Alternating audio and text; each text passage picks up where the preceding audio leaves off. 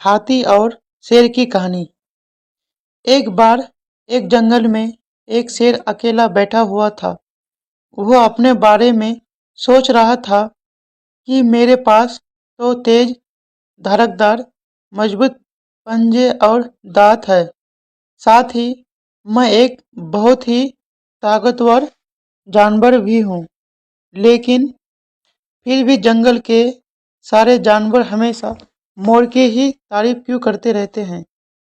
दरअसल शेर को इस बात से बहुत जलन महसूस होती थी कि सभी जानवर मोर की तारीफ करते थे।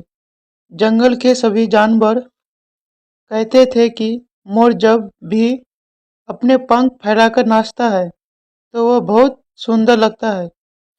यही बात सोचकर शेर बहुत दुखी हो रहा था। वो सोच रहा था कि इतना ताकतवर होने और जंगल का राजा होने पर भी कोई उसकी तारीफ नहीं करता है। ऐसे में उसके इस जीवन का क्या मतलब है। तभी वहां से एक हाथी जा रहा था। वह भी काफी दुखी था। जब शेर ने उसे दुखी हाथी को देखा तो उससे पूछा, तुम्हारा शरीर इतना बड़ा है और तुम ताकतवर भी हो, फिर भी इतनी दुखी क्यों हो? तुम्हें क्या परेशानी है?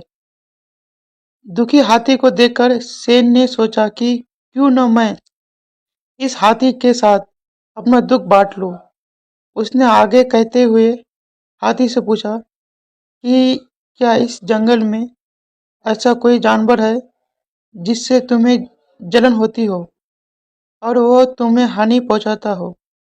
शेर की बात सुनकर हाथी ने कहा, जंगल का सबसे छोटा जानवर भी मुझ जैसे बड़े जानवर को परेशान कर सकता है। शेर ने पूछा, वो कौन सा छोटा जानवर है? हाथी ने कहा, महाराज वो जानवर चींटी है। वो इस जंगल में सबसे छोटी है, लेकिन जब भी वो मेरे कान में घुसती है तो मैं दर्द के मारे पागल हो जाता। हाथी की बात सुनकर शेर को समझ में आ गया कि मोर तो मुझे चींटी की तरह परेशान भी नहीं करता है, फिर भी मुझे उससे जलन होती है।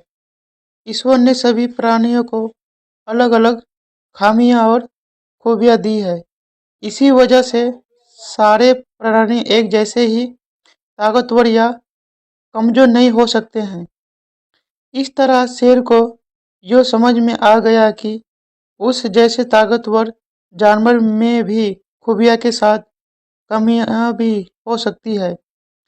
इससे शेर के मन में उसका खोया हुआ फिर से आत्मविश्वास फिर से बढ़ गया और उसने मोर से जलन करना बंद कर दिया।